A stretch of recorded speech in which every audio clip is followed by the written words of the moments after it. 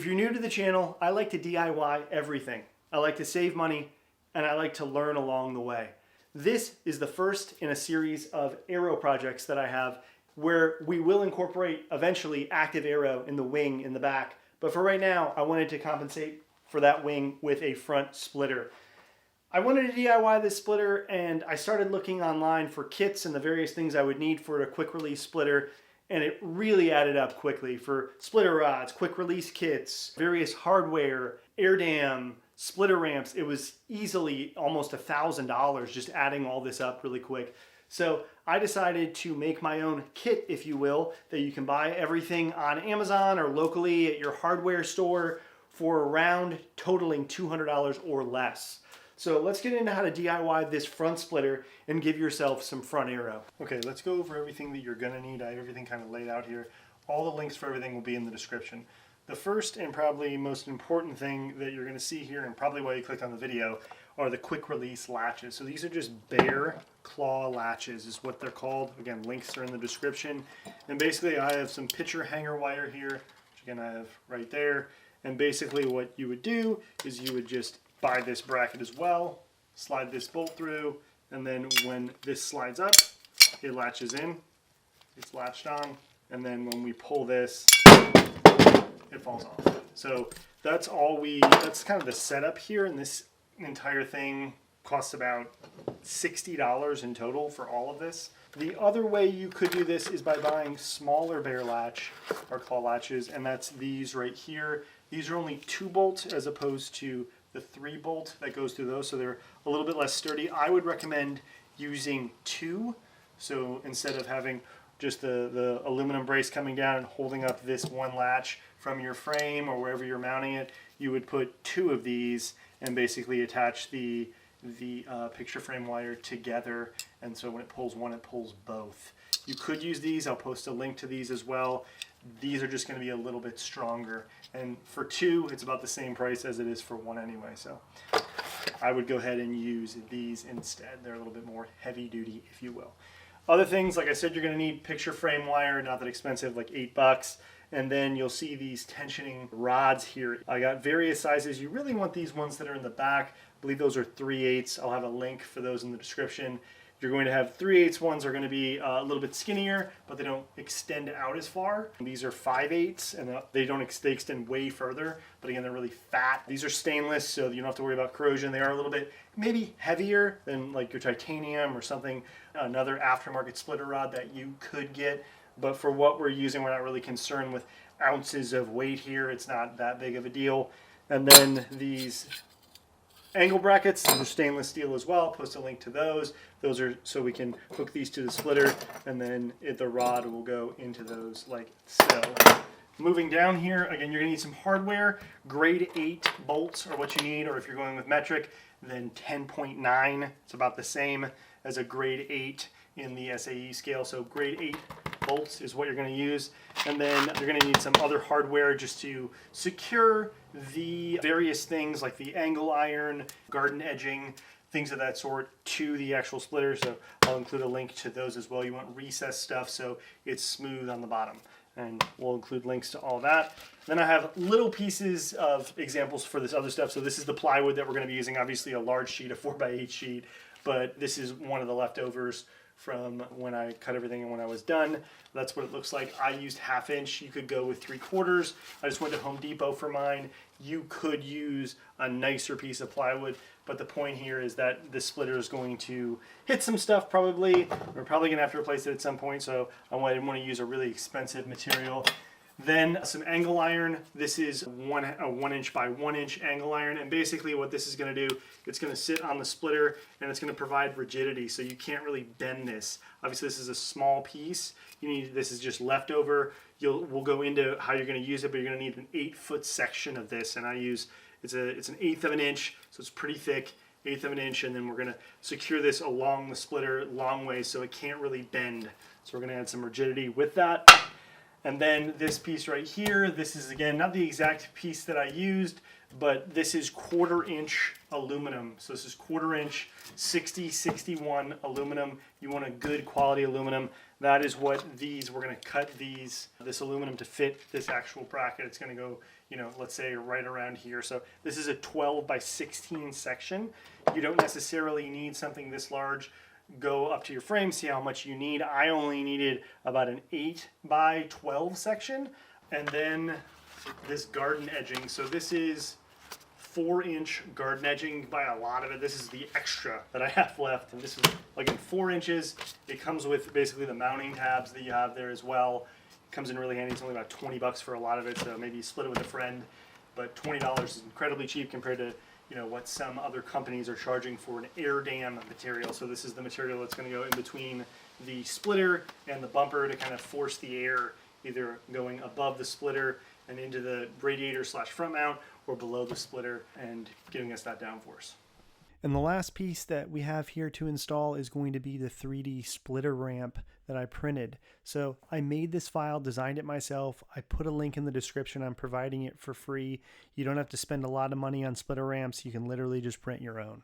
Now let's go ahead and get started with mounting this splitter. All right, your first step here is to remove your bumper so we can trace the outline.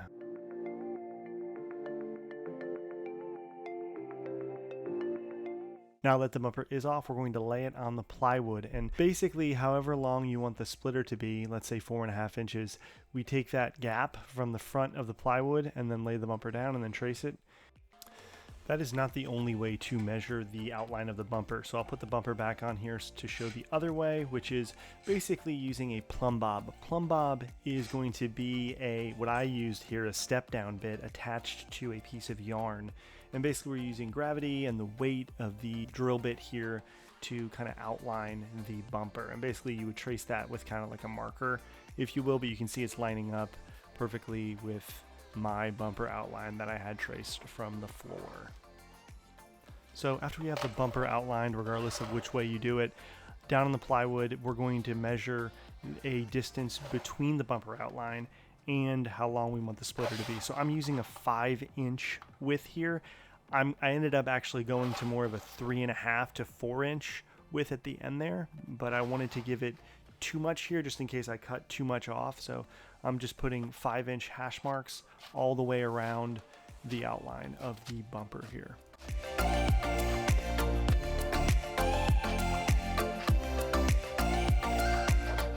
Now that I'm done with the hash marks, I am connecting all the lines with the ruler just so I have a nice smooth line to go against when I cut it out with the jigsaw.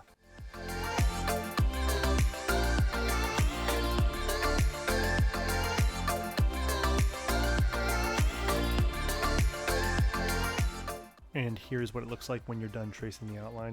You can see it's still a little not as rounded as I would like it to be, but for the intents of just cutting it out with the jigsaw, we have a nice kind of outline here. Okay, now we can go ahead and start cutting. Using a jigsaw here, not a circular saw, it gives me a lot more freedom to make kind of those angled cuts. We want to make sure that we're doing relief cuts as well. You can see this first one I took way too long before I made this final relief cut here. But like slow and steady wins the race here, just nice and slow. Make sure you're cutting along that line. If anything, giving yourself more wood as opposed to less, so you can come back if you need to and cut more as opposed to having to buy more wood.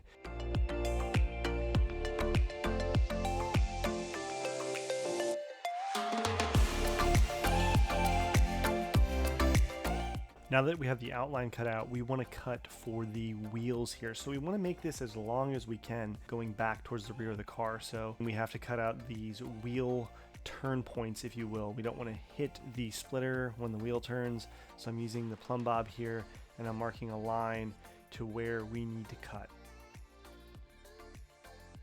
So it's back out to the sawhorses again. We're going to cut out those sections with the jigsaw that we just lined up for the wheel turning radius here.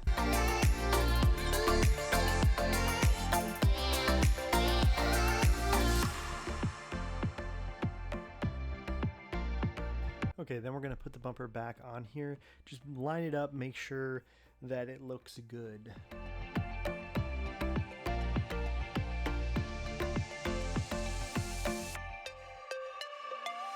With the plywood outline cut for the splitter, we can now start on the quick release latches. So we need to find a spot underneath the car for the aluminum mounts and the bare latches here. I'm using the tow hook area. So now that I have my area set up, your car will differ, but I'm going to cut this aluminum out to match that spot.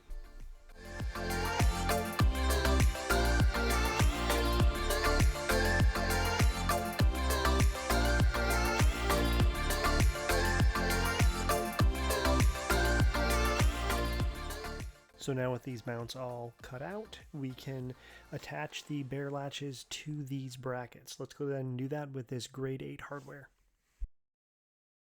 With the bare claw latches installed, we can go ahead and check to make sure they work here, and then go ahead and install them.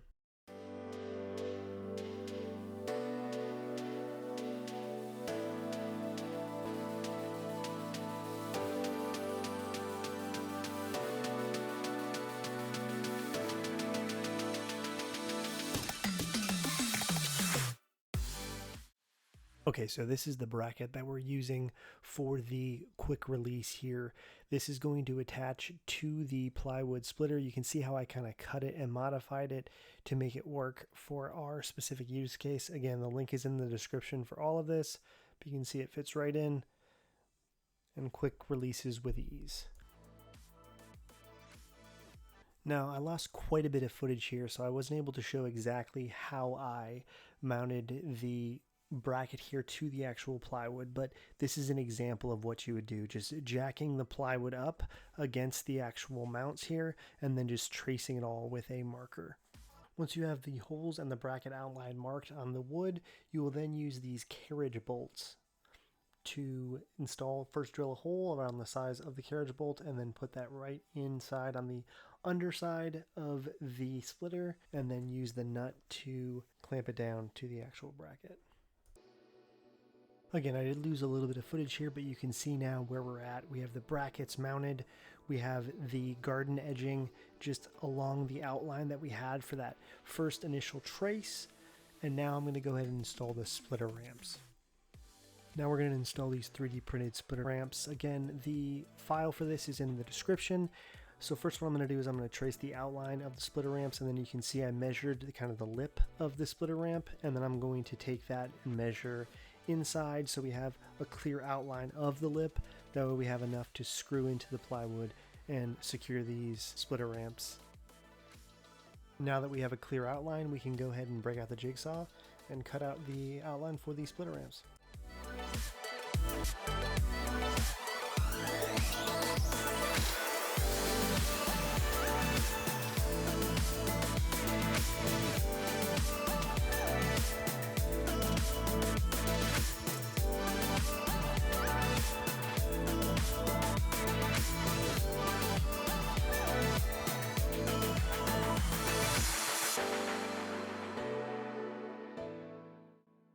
Now I'm going to start securing these splitter ramps. I'm drilling holes and I'm putting in wood screws for now. This is only temporary as I was waiting for other hardware. I just kind of wanted to get it all put in place. I used wood screws in quite a bit of places because I knew I was just going to take them right out after I drilled the holes.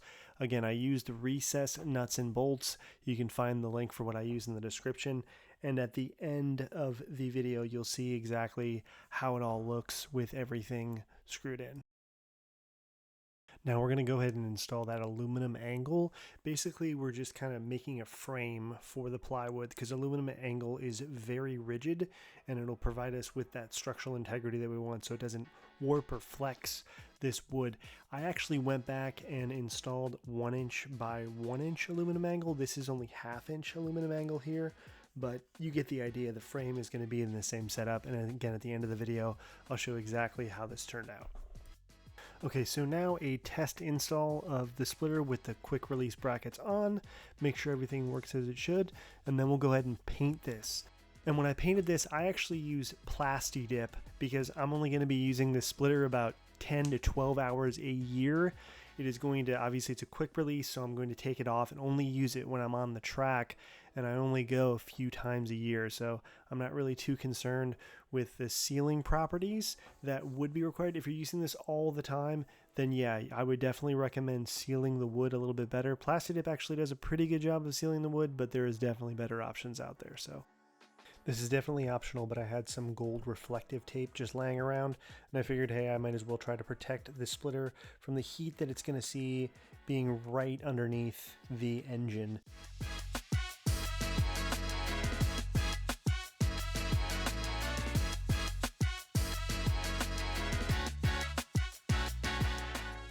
Okay, so now that we have the splitter back on the car, what we're doing is we're installing the splitter rod. So you can see I mounted mine, just drilled a hole in my bumper beam and have the first two installed here in the front. And now what I'm doing is I'm leveling them out to a level that I want. So I leveled the level that I have with the floor, and now I'm going for about 1 degree pointed down, if you will. You don't want your splitter pointed up. You at most want it pointed at 0 degrees. Now, a quick look at the side-mounted splitter rods here. I mounted these to the actual frame of the car, if you will, and the aluminum angle that we used as bracing for the splitter. These were vital for me. They gave me a lot more rigidity, and they gave me the confidence to do these sort of tests. Again, I don't like these tests, but 220 pounds just bouncing up and down on the splitter with almost zero flex. It's bringing the whole entire car down. And then to finish up the install of the splitter rods here, you can see I just hastily cut holes in the bumper. Okay, so here's what the splitter looked like in its final form. You can see I added a little bit more bracing and a little bit more wood. Again, recessed nuts and bolts were used, so I didn't stick with those wood screws. Those were just for temporary use. But that is it. Thank you for watching. Please like and subscribe. I hope this helps you build your own front splitter, and stay tuned for part 2 of this aero series where I build an active aero wing.